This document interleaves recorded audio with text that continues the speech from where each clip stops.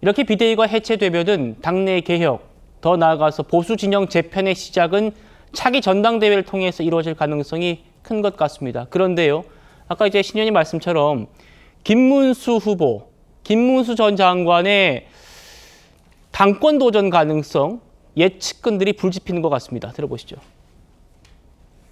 전당대회가 치러진다면 김문수 후보가 나서야 된다고 보세요? 당의 개혁 작업이 진행되어야 예. 그나마 이재명 정권을 향해서 그런 소리를 하고 예. 올바른 길로 가도록 견제를 해야 될 유일한 정당이 존재할 근거가 있지 않을까 생각을 합니다. 그런 네. 과정에서 뭐 여러 가지 당내의 변화가 있겠지만 당원들이나 일반 국민들의 뜻이 어디로 모아지느냐에 따라서 달라진다고 봅니다. 지금 그래요? 상태로는 예.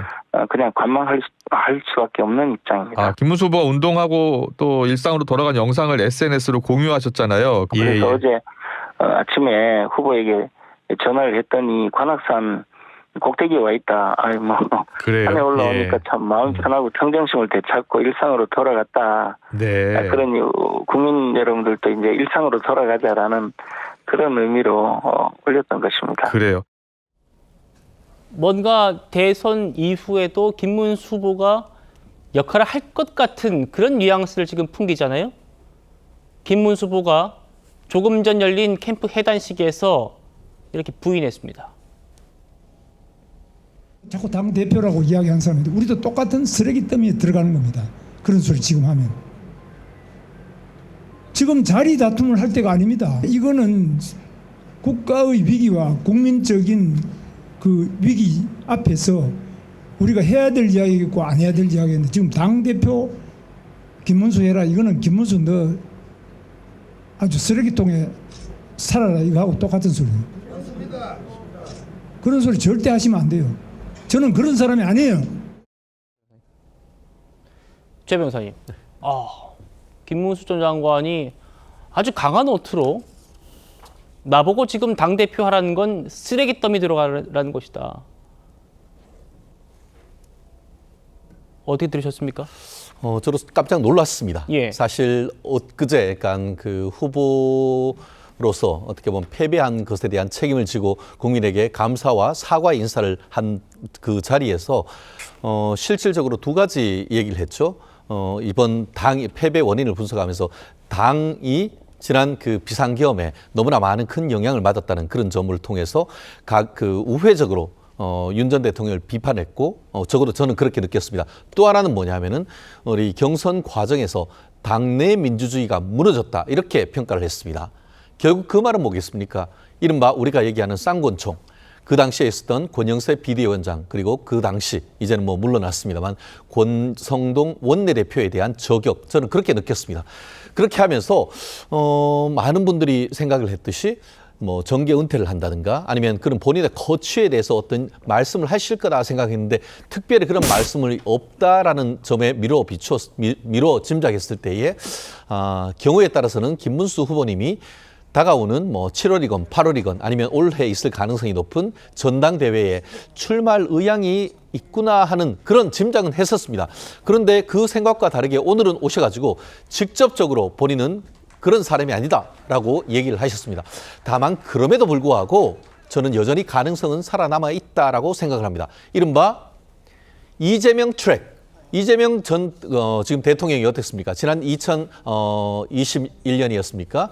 20대 대선 후보로서 낙선을 하고 그로부터 몇 달 지나지 않아서 계양구로 간 다음에 출마를 했습니다. 그리고 당선된 이후에 결국 당대표 경선에 나와서 승리를 하고 결국 그로 인해서 다시 이번에 대통령에 성공을 했던 그런 어떤 트랙을 보면은 기존에 있던 문법, 김대중 전 대통령 같은 경우에도 패배를 한 다음에 정계 은퇴하다가 다시 복귀했던 그런 것보다는 오히려 이재명 트랙으로 갈 가능성이 여전히 남아 있는데 그 부분은 당내에서 이번에 김문수의 재발견, 정말 보수로의 가치로서의 어떤 꼿꼿함 그리고 청렴함 능력 이런 보수의 가치를 새로운 발견을 했기 때문에 당원들이 부르면은 경우에 따라서는 오실 가능성 본인은 부인하지만 당원에 의해서 소환될 가능성은 여전히 남아 있다라고 예측을 합니다.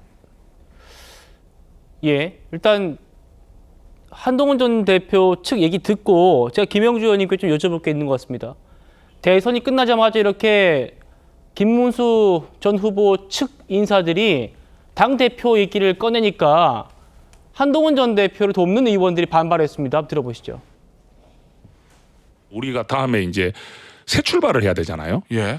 자, 그러면 과거와 단절하고 선거 패배를 책임지면서 예. 새로운 리더십을 가지고 새 시대를 열 수 있는 대표를 뽑아야 되는데 예. 그 과정까지 약간 시간이 필요하지 않습니까? 한동훈 전 대표가 전당대회가 열리면 출마하겠다. 그 질문을 너무 많이 하시는데요. 예.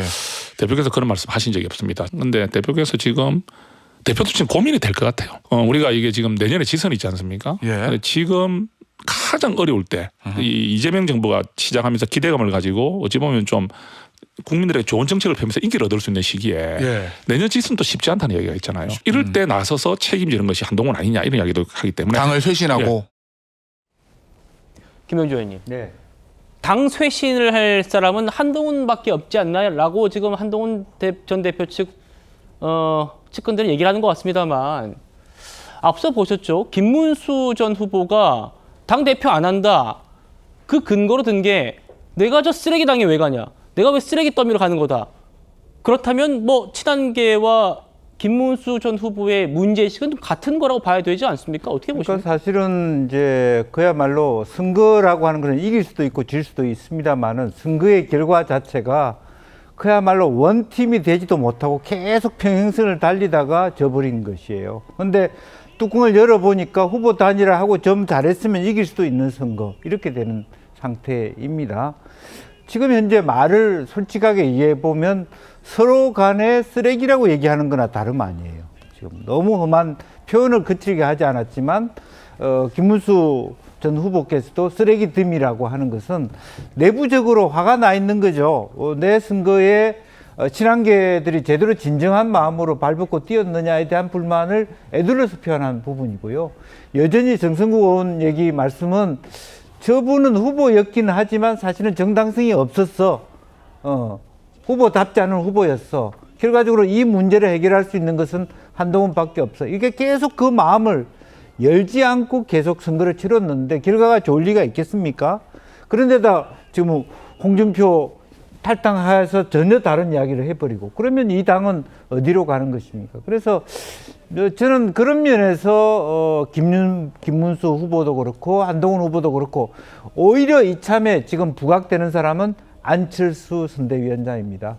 끝까지 당을 지키고 끝까지 앉아있고 뭔가를 정리하려고 하고 후보 단일화를 시키려고 했던 그 진정성이 이제는 조금 더 빛을 발하고 말하자면 포커싱을 하는 그런 상태로 와 있는 거 아닌가 그런 생각이 듭니다. 예. 어제도 저희가 소개해드렸습니다만 안철수 의원이 아까 보셨죠. 끝까지 개표 상황실에 남아가지고 자리를 지키는 모습 그리고 뭐 단일화에도 본인이 모종의 역할을 하기 위해서 분주하게 움직이는 모습 이런 것들이 쇄신과 혁신 과정에서 역할을 하겠다. 내가 그런 자격을 갖추겠다라는 움직임으로 또 해석도 되고 있습니다.